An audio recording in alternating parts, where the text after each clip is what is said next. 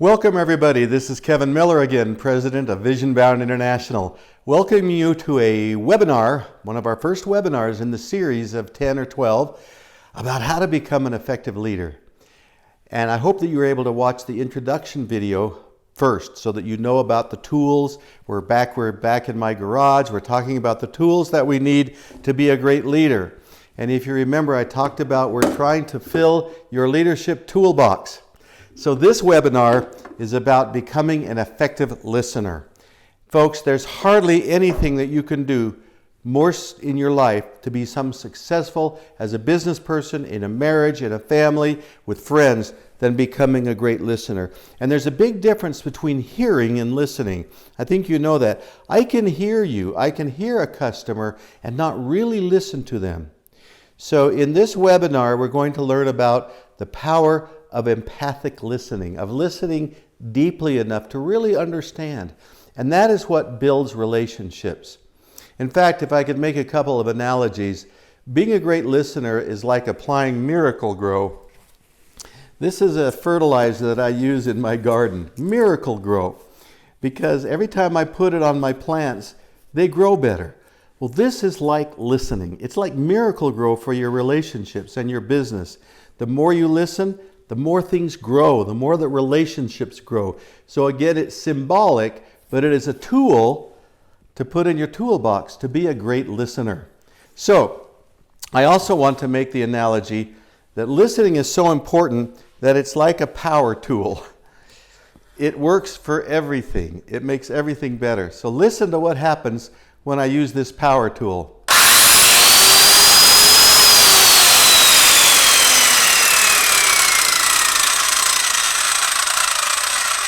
That is what listening does. Listening provides a way for you to get through things, get things done quicker, but most importantly, it builds relationships. The problem is that listening requires a discipline on our part.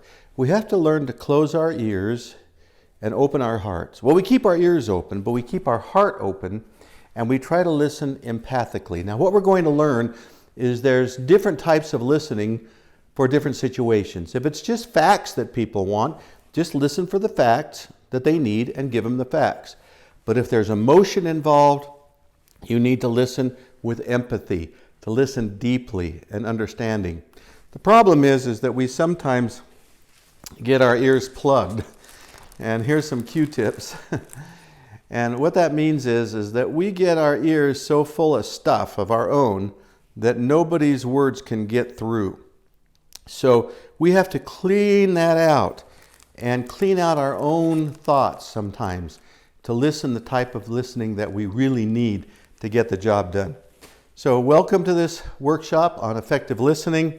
It's a tool to put in your toolbox. And so let's proceed and learn about listening. Thank you very much. And I will come back again after we watch the slides. Thank you. Kevin Miller again, Vision Bound International, and a part of Interweave Solutions. Thank you. This is Kevin Miller, President of Vision Bound International, and I'm delighted to present to you a webinar on one of the most important topics you will ever master in your professional and personal lives. So please listen carefully. Now, why would I say that? Becoming an effective listener is a key to building positive relationships with everyone, personally and professionally, like I said.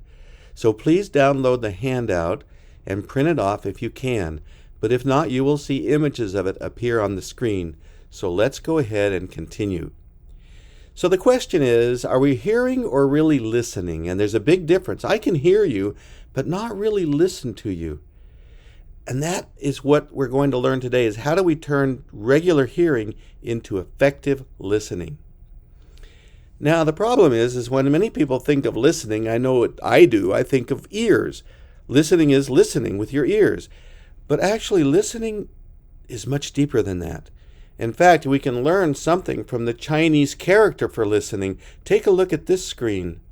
When a Chinese person sees the word listen, they see a combination of several things. Ears, you're paying attention to not just the words, but the tone. The eyes, you're checking body language and reassuring that they have your attention. Your mind, you're listening and staying open-minded. Your heart, you're empathizing and showing compassion as you listen. And focus, undivided attention and focus on the other person while listening. Notice that that is the purple arrow. It's coming out. You've got to give undivided attention, which means you put down the smartphone. You turn your eyes away from the computer screen or the TV, and you give them undivided attention with your ears, your eyes, your mind, and your heart. This is the kind of listening that we're talking about in this webinar. Dr. Stephen R. Covey wrote a wonderful book called The 7 Habits of Highly Effective People, and you may want to get that book someday, one of the great books ever written. And he said, we create many negative situations by simply assuming that our expectations are self-evident and that they are clearly understood and shared by other people. And folks, I know I do that. I just assume that my expectations are very self-evident to everyone else, and they're not. They're not being clearly understood and shared. So that is where effective listening comes in. So please follow along on page 2. And I'm going to read this to you, and I want you to be thinking about it. When I ask you to listen to me and you start giving advice, you have not done what I asked. When I ask you to listen to me and you begin telling me why I shouldn't feel that way, you're trampling on my feelings. When I ask you to listen to me and you feel you must do something to solve my problem, you have failed me, strange as that may seem. Listen. All I ask was that you listen. Not talk or do, just hear me. Advice is cheap. 50 cents will get you 2 advice columns in the same newspaper. And I can do for myself. I'm not helpless, maybe discouraged and faltering, but not helpless. When you do something for me that I can and need to do for myself, you contribute to my fear and weakness.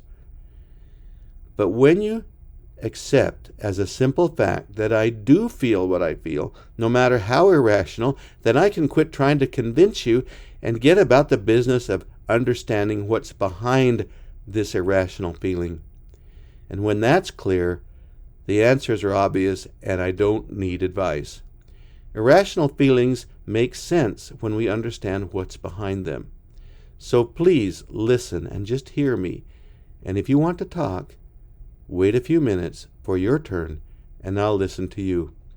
My friends, this page is very powerful, especially that idea when we do for people what they can do for themselves, we weaken them.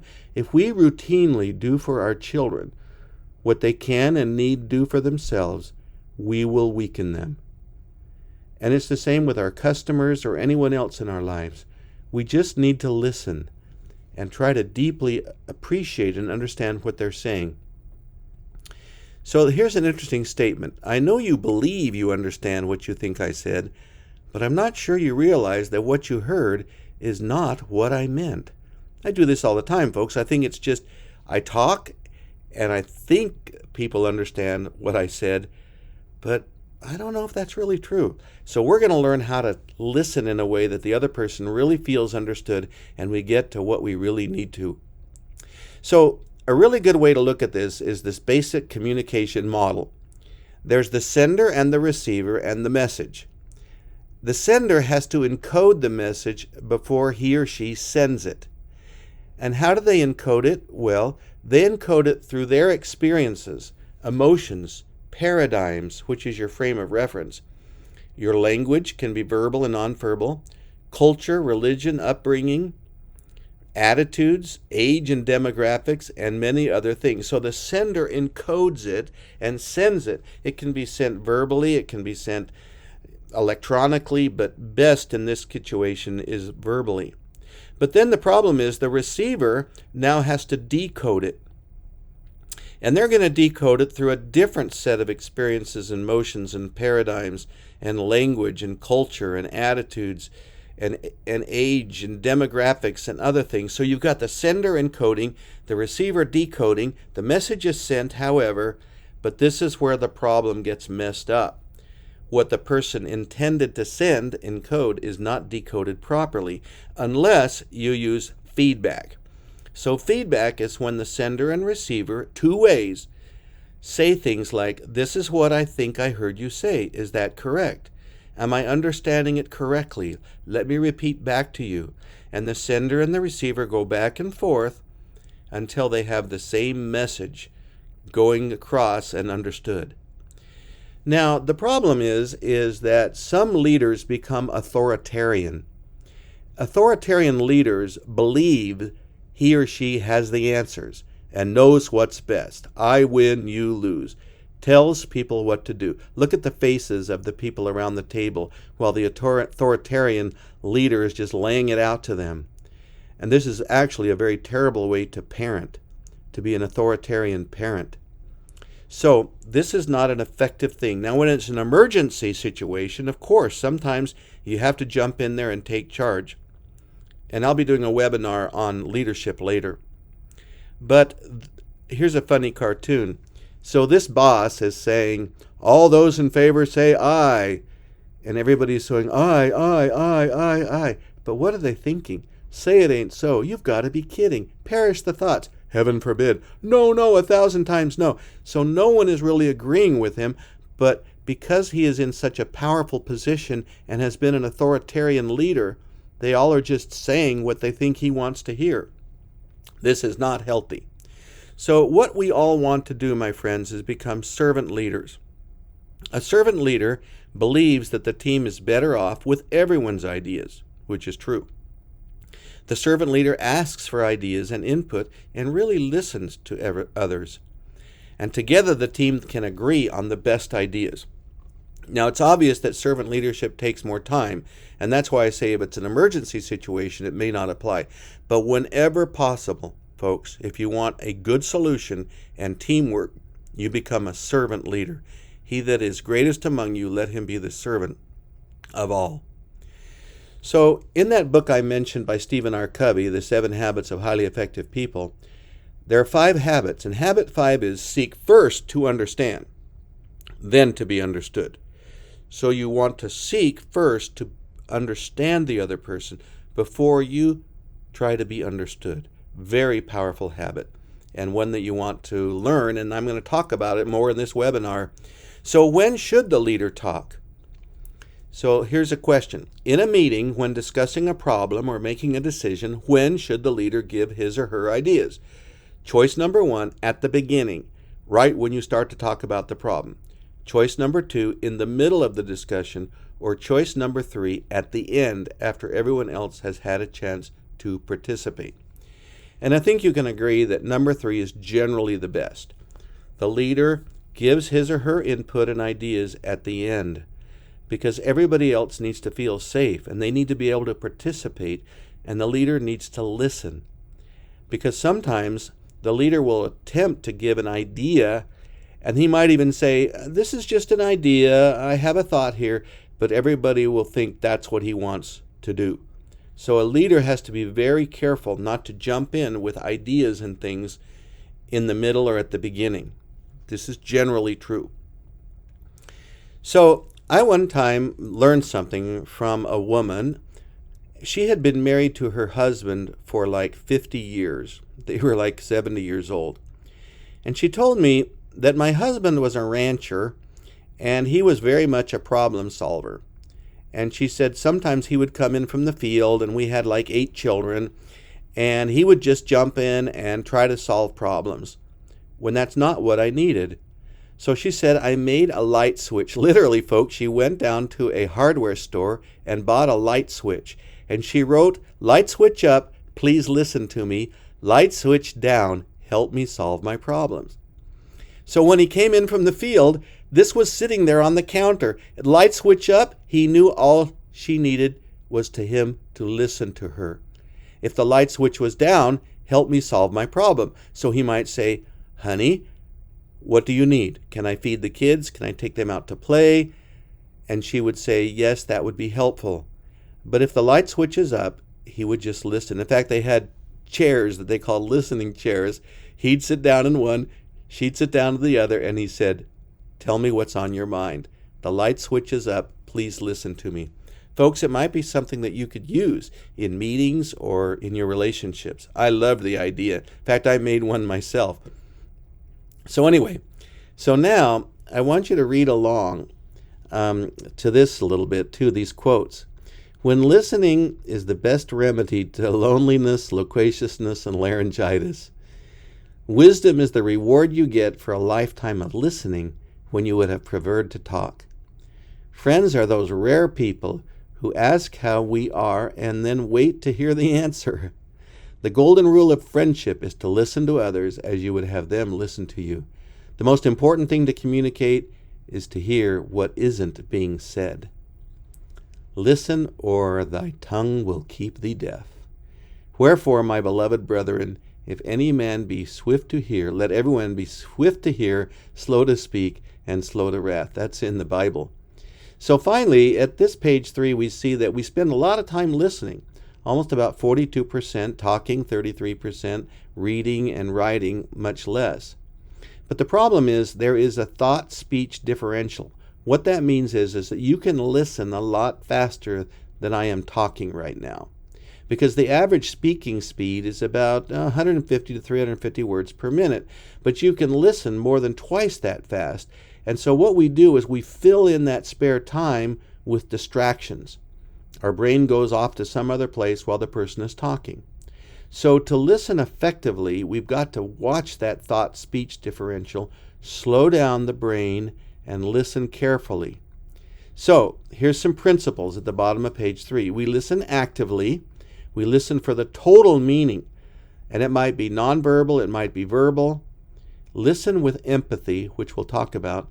Listen with an open mind, not judging, not closed down, and listen critically. Now that doesn't mean to criticize, it just means you listen with an ear to really understand and not jump in.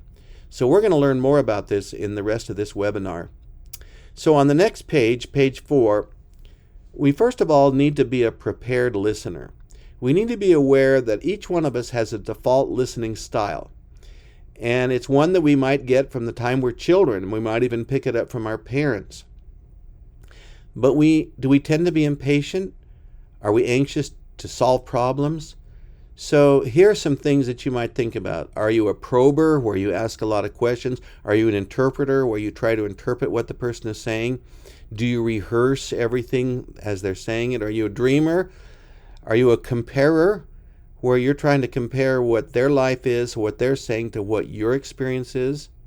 Sometimes you might even be a sparrer, where you kind of almost joust with them, so to speak. Or you derail them. They talk about one thing and you take them off on another tangent. Or maybe you're a placater, where you, oh, that's okay, that's all right. Or a mind reader. Oh, I know what you're thinking. Anyway, these are some things about to be careful of.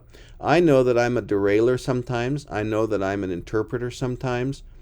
I know that sometimes I can even try to placate when all I really should do is listen. So be aware of that. So I love this. Stop, look, and listen.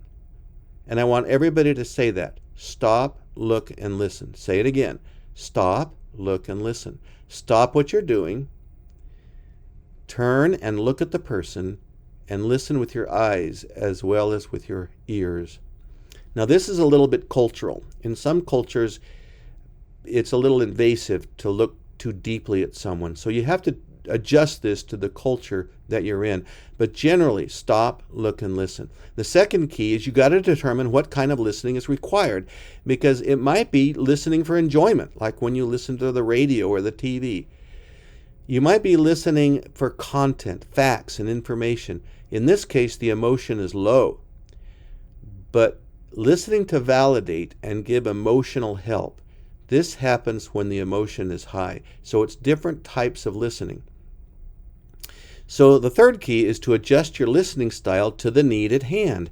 If the emotion is low, like it says on page 4, you listen attentively with an active mind and grasp the content of what the message is. The emotion is low. There's just, like you might say, what are the sales figures for last month? There's not a lot of emotion there. You just need the number.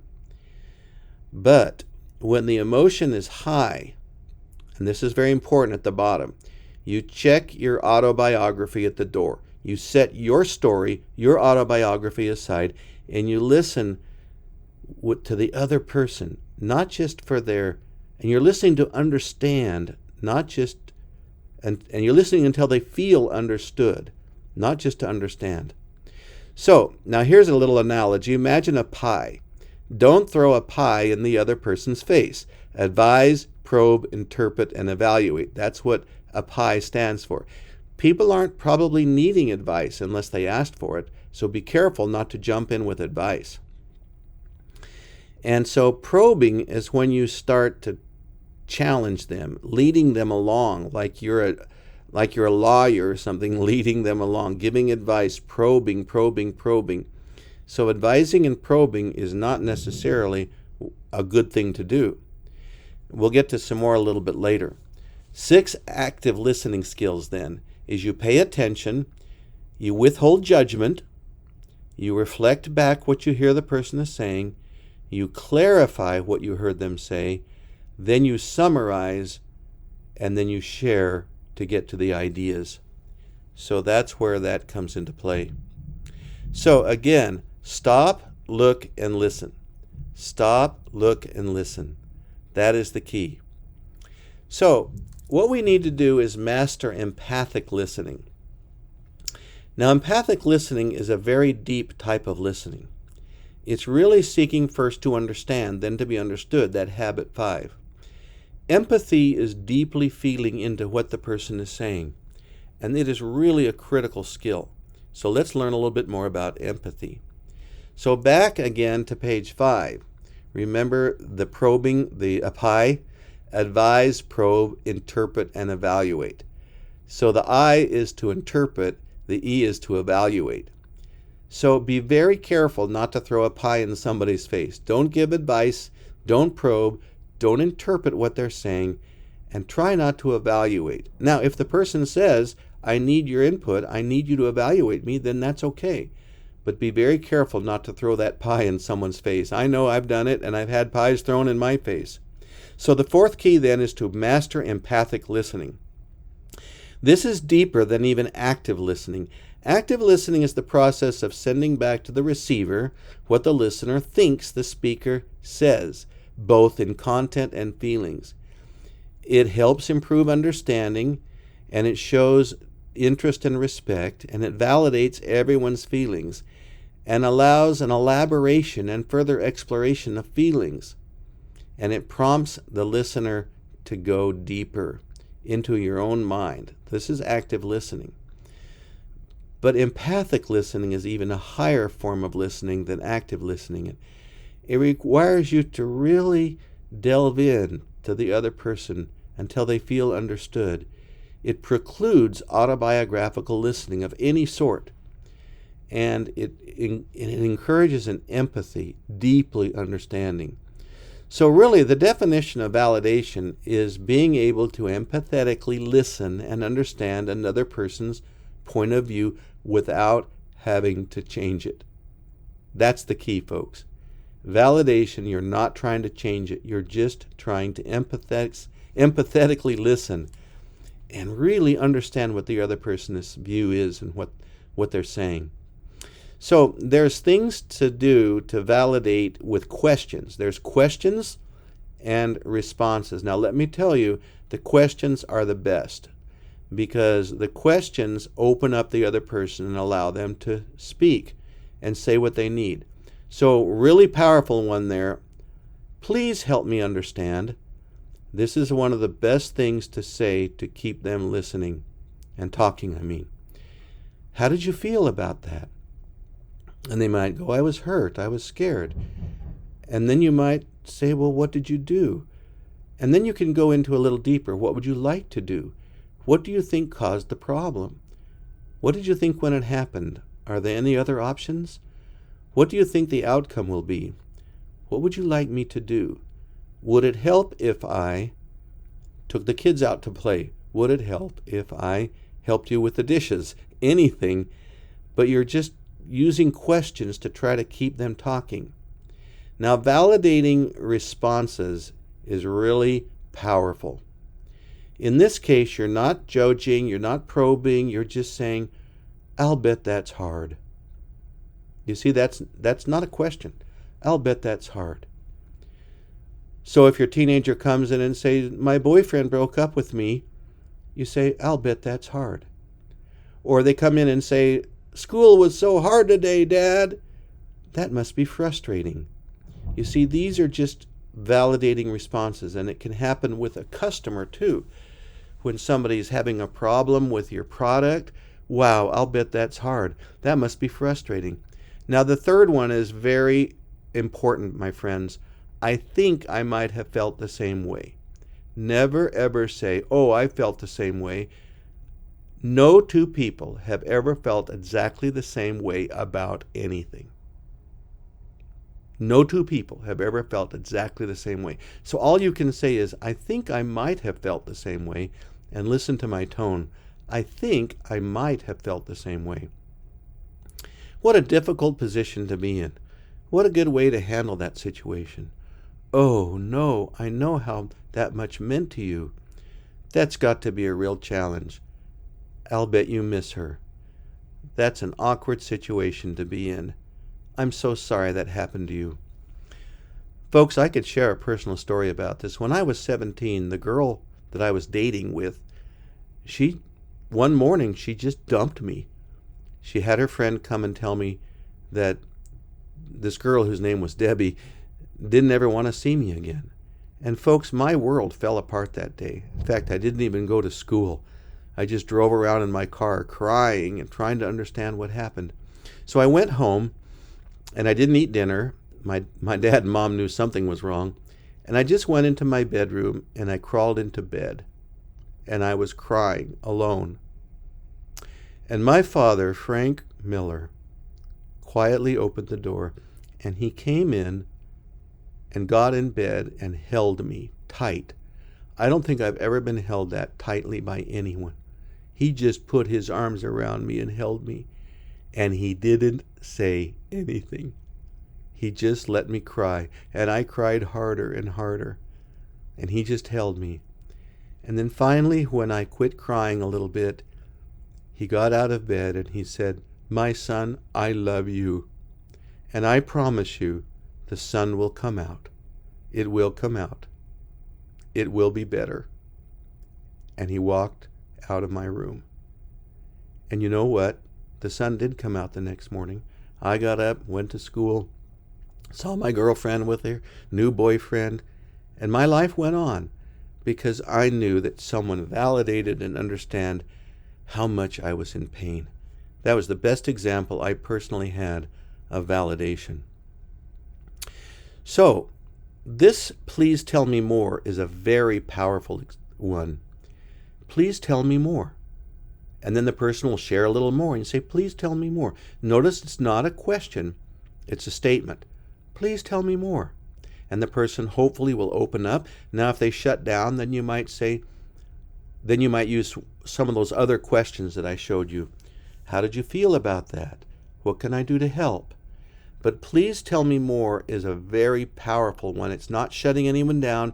It's not judging them. It's just letting them talk. Please tell me more. One time I was in a prison visiting prisoners with Dr. Covey.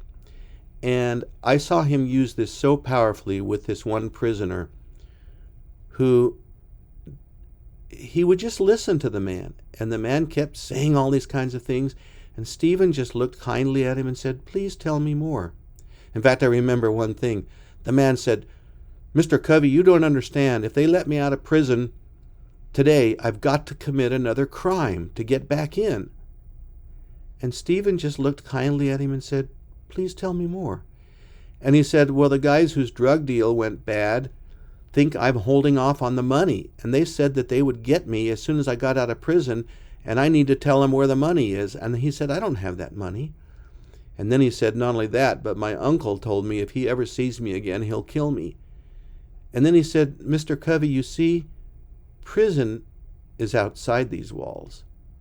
Safety is inside." Now that, my friends, is what you call a paradigm shift. To that man, prison was the safest place for him to be. But Stephen didn't judge him. He just said, "Please tell me more." And so the warden who ran the prison came up to him and he said, "Why is that man talking so much? I can't get that prisoner to ever say anything to me. What is Dr. Covey doing?"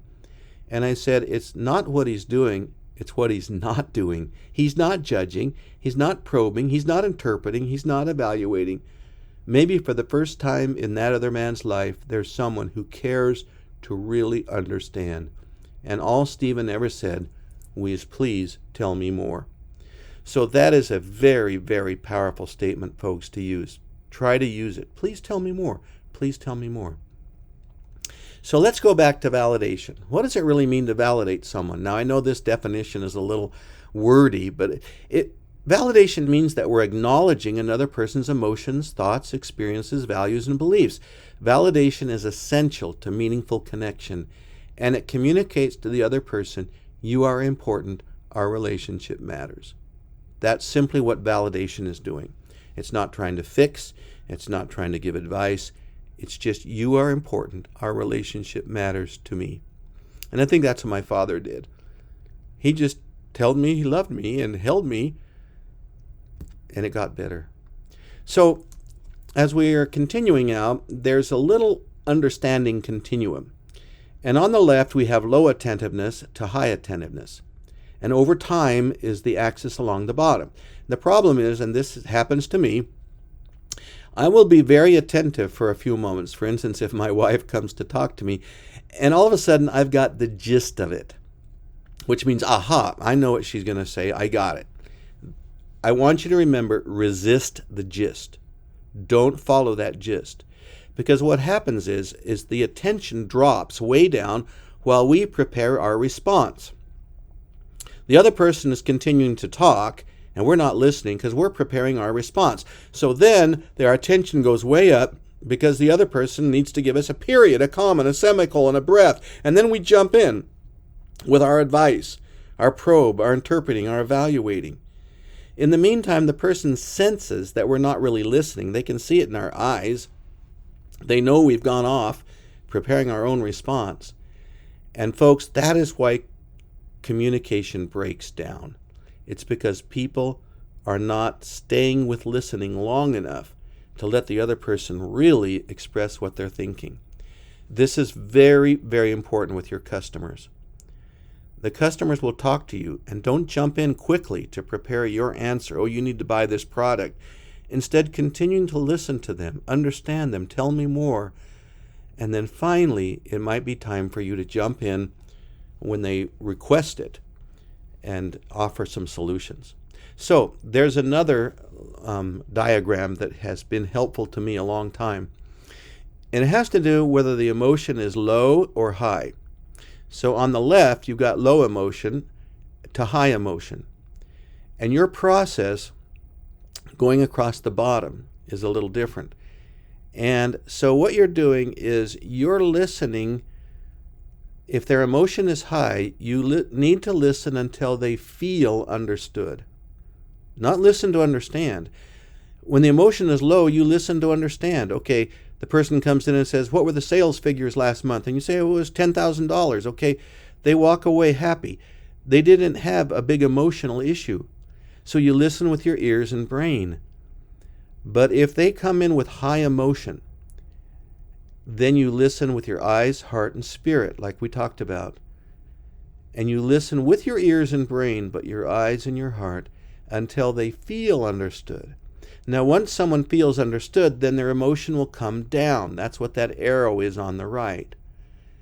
And when their emotion comes down and they feel understood, then you might be able to give them the answer that they want. Or maybe they'll just walk away because they felt understood. That's all they really needed. So this is a very powerful model for you to think about. And you might even print it off and put it on your wall. Listen until they feel understood if the emotion is high. If the emotion is low, you just seek to understand. So once again, these are the validating responses. I'll bet that's hard. That must be frustrating. I think I might have felt the same way. What a difficult position to be in. What a good way to handle that situation. Oh no, I know how much that meant to you. That's got to be a real challenge. I bet you'll miss her. What an awkward situation to be in. I'm so sorry that happened to you. Those are just some more validating responses. Questions again. How did you feel about that? Do you feel I understand? What did you do? Then what did you say? What would you like to do? What do you think caused the problem? What did you think when it happened? Are there other options? What do you think the outcome will be? What would you like me to do? Would it help if I? Now this is where it's tricky because you don't want to jump in with too much advice, but if it's obvious that the person could use some help. For instance, if you come in and your spouse is busy making dinner or whatever, then you would say, would it help if I took the kids out to play? Would it help if I set the table? Name something you can do. And this shows respect, and it leaves it open to the other person. So, folks, that is where we're at. This is about a half an hour in, and we're going to try to keep these webinars to about a half an hour. But remember that you can pause them, rewind them, and listen for a little more, and come back to them. And so the next webinar that I want to do, one of the next ones, will be on resolving conflict. And you'll notice that effective listening is the key to resolving conflict. Conflict is just a disagreement with people. It isn't bad or good, it's just a disagreement. So you need to identify the problem, and that requires the listening that we talked about. Really identify the real problem, the deeper problem. Then you identify the root cause. And this might require active listening as well, where you'd say, what do you think caused that? Why is the conflict occurring? Then you identify possible solutions. And you can do this with the other person. And if they run out of ideas, you can offer them. But you want to remember that the relationship is far more important. Then you implement the solution, and then you track and evaluate the solution. So watch for the webinar that I will do on resolving conflict. Okay, everybody, I hope you were able to learn something about effective listening from those slides and so forth.